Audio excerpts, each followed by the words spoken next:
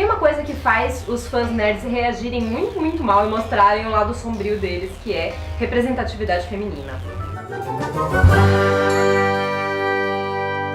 Eu tô aqui com a Camila do canal Cinemetragem. Ontem eu estive no canal dela falando sobre representatividade LGBT e hoje a gente vai falar sobre representatividade feminina. Esses vídeos são para a campanha Be The Hero, que é uma campanha sobre representatividade em geral no entretenimento. Se você não viu o outro vídeo, cola lá no meu canal, o link vai estar aqui na descrição. E enquanto ontem nós falamos de pessoas que não são representadas no mundo do entretenimento e na cultura pop, hoje a gente vai falar das que são mal representadas nesse mundo. Muito mal representadas. Cagado de tão mal representadas, na maioria das vezes. O meio nerd tem muita gente machista, como eu já tô cansada de falar aqui no canal. E essas pessoas machistas, às vezes elas não lidam muito bem com o fato de ter uma personagem feminina razoável no filme, porque eles estão acostumados com representações femininas em estereótipos e em papéis terríveis. E eles ficam muito mais putaços quando eles veem uma personagem feminina que é protagonista de uma franquia que eles gostam. Que é o caso de Star Wars, por exemplo. Que dos dois últimos filmes, a gente teve duas protagonistas femininas. No primeiro, no The Force Awakens, uma personagem muito mais forte, muito mais complexa. E no segundo, uma personagem forte também. Talvez com um background menos trabalhado, mas que, era uma protagonista, tinha toda a sua relevância. E isso enfureceu a fandom de Star Wars. É engraçado que as pessoas costumam achar que as mulheres estão sequestrando o meio nerd, pegando o que os homens estavam brincando e agora tem mulher em Star Wars, que absurdo. A gente já estava aqui antes. Quando na verdade as mulheres sempre gostaram de Star Wars e as mulheres sempre foram obrigadas a lidar com uma maioria de personagens masculinos e só personagens masculinos sendo relevantes. E a gente sempre tratou isso com naturalidade, porque a gente está acostumado a achar que o homem branco, cis e heterossexual é o ser humano padrão.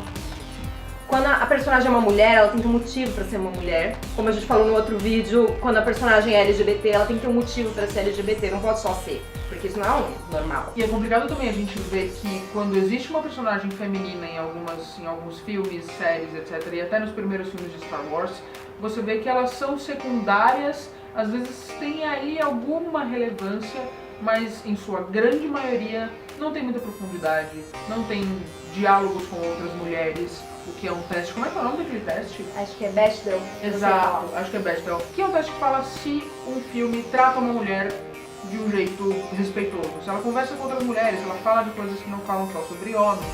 E Star Wars, nos dois últimos, a gente nem sabe se passa, nesse teste. Mas, pelo menos elas são protagonistas, pelo menos elas têm relevância.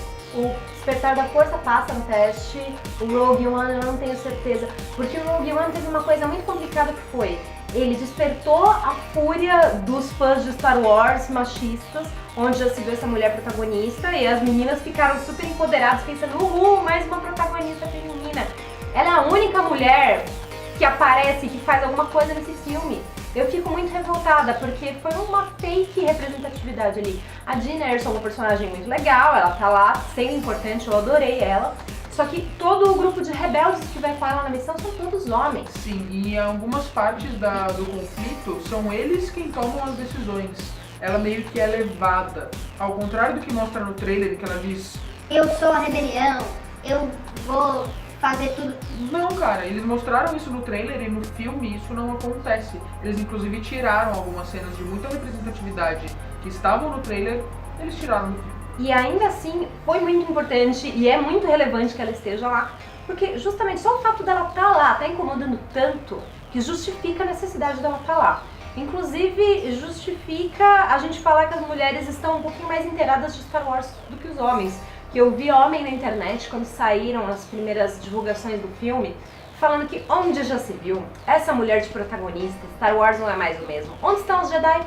E eu fiquei tipo, cara, os Jedi estavam mortos. Gato, não fala isso, gato. Tá errando aqui. No período de história de Star Wars em que Rogue One se passa, os Jedi estavam mortos. E tipo, cara, quem é o fake fã agora, né? Exato, puta, e agora vai perguntar qual é o nome da nave, não sei o quê. Homem tem disso, né? Se você fala que gosta de Star Wars, você tem que falar o nome de 700 personagens, 200 naves e o que aconteceu no minuto 37 do filme do episódio 4. Vai se fuder.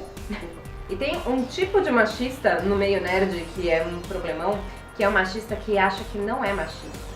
Ele até foi ver o filme da Mulher Maravilha, que foi um dos que deu polêmica, né? Que foi um dos que mais... Nossa, gente, finalmente um filme de super-heroína.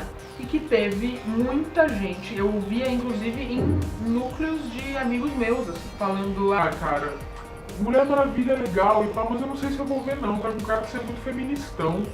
É sério? Na moral? Quando é muito machistão, a gente é obrigado a ir ver, né? Exatamente, cara. Quantos Velozes e Furiosos tem no cinema? Me Quantos? respeita. 8? 8. Mais do que precisava. Nossa, muito mais. Eu precisava de 2.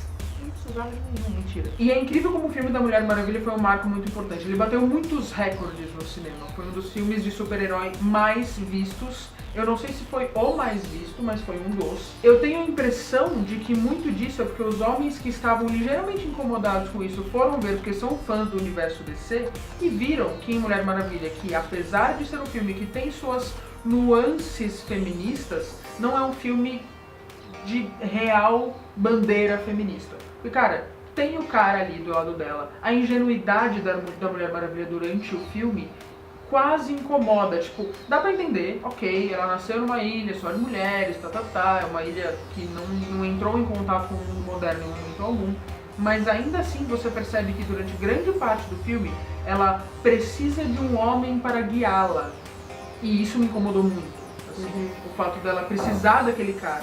Ok, faz parte da história original talvez, mas de qualquer forma, apesar de ser um filme que tem uma protagonista tão forte, muitos caras assistiram e conseguiram engolir o filme porque tinha um cara ali.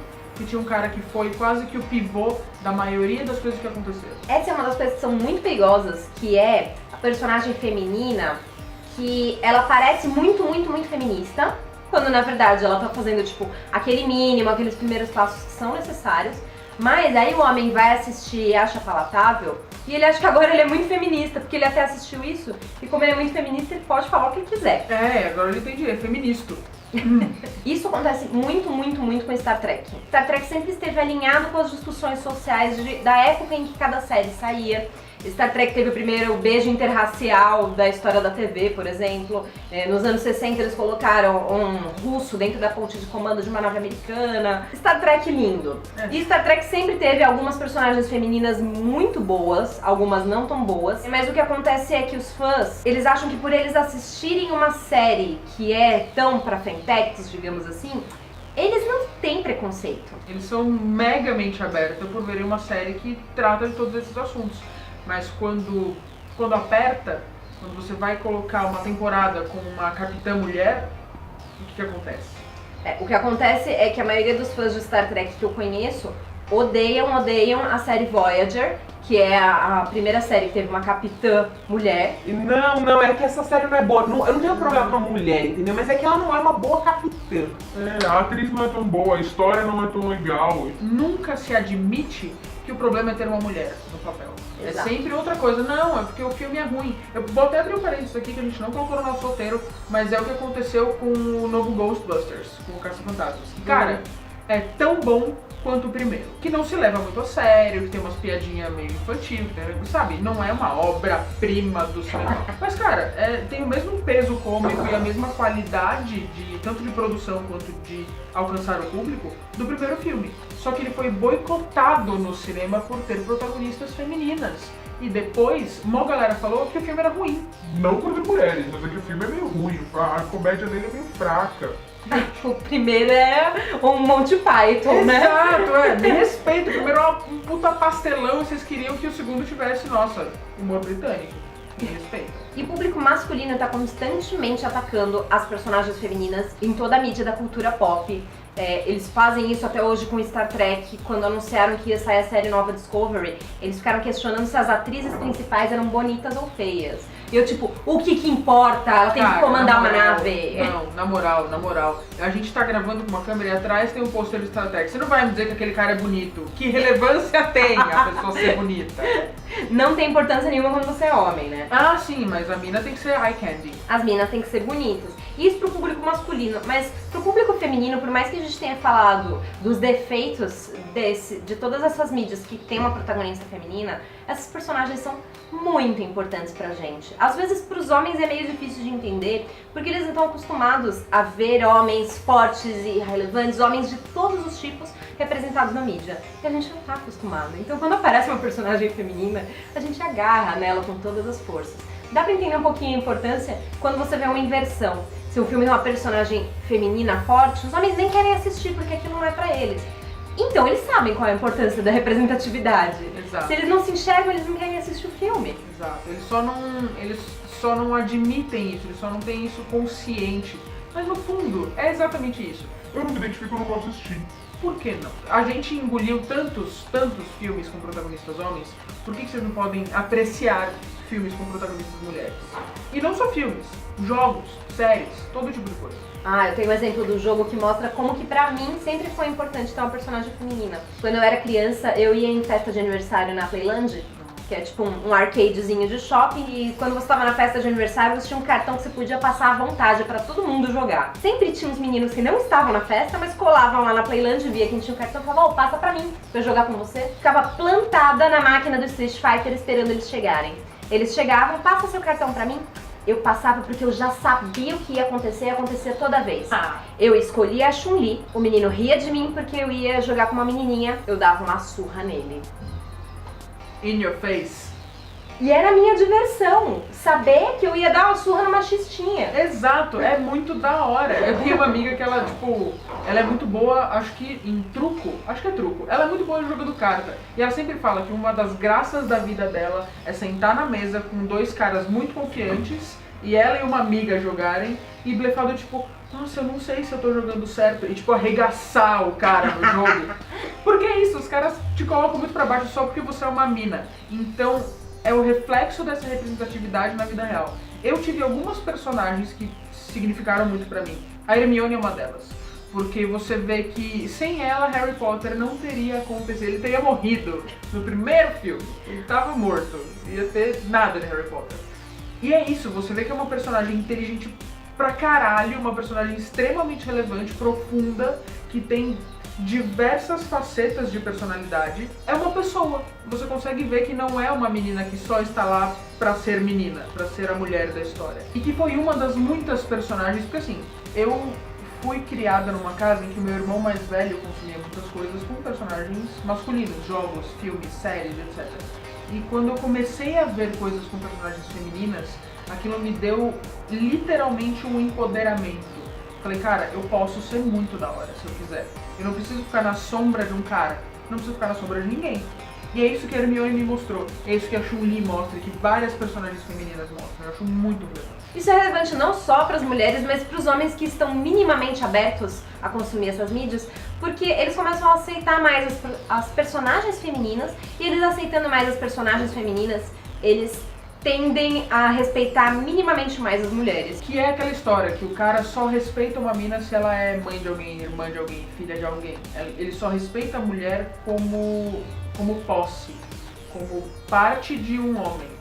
E não é assim, tá? Somos indivíduos. As personagens, as protagonistas são indivíduos. E quando você começa a entender e a consumir isso, você percebe que, né, a gente não precisa de um homem na nossa vida. E o que a gente realmente precisa é de personagens femininas que mostrem pro mundo que uma mulher pode ser independente e que não precisa estar anexada em ninguém, nem fazendo parte da missão de ninguém. E a representatividade é o que a gente vem falar aqui. Além das personagens femininas, é muito importante você se ver no cinema, você se ver numa série. É por isso que no meu canal, ontem saiu um vídeo a respeito de representatividade LGBT. E eu queria muito que vocês fossem dar uma olhada.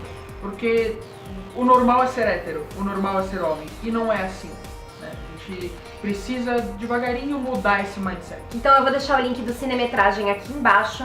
Não se esqueçam de dar um like aqui nesse vídeo, se inscrever neste canal, vai lá no canal da Camila, se inscreve lá, dá um like lá e consome todos esses vídeos que a gente vai fazer pra vocês, e a gente vai tentar falar coisas legais sempre. Eu acho importante a gente lembrar de apoiar as youtubers mulheres, apoiar youtuber LGBT, apoiar essa galera que produz conteúdo, porque hoje você vê grandes mídias de conteúdo monopolizadas pelos homens. O Jovem Nerd, Omelete, IGN, os grandes portais tem muito homem, não é só de homem, mas tem muito homem.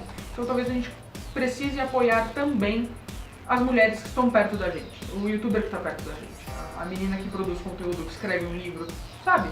Apoie as mulheres no mercado. Começa com nós duas, se inscreve nos 2 canais. Yes! E aí você vai estar dando um passo pro mundo melhor. Sim! Que feio isso, né? É meio interesseiro, né? Tudo bem. Mas tá tudo bem. É isso aí, gente. Obrigada. Até mais. Falou, valeu!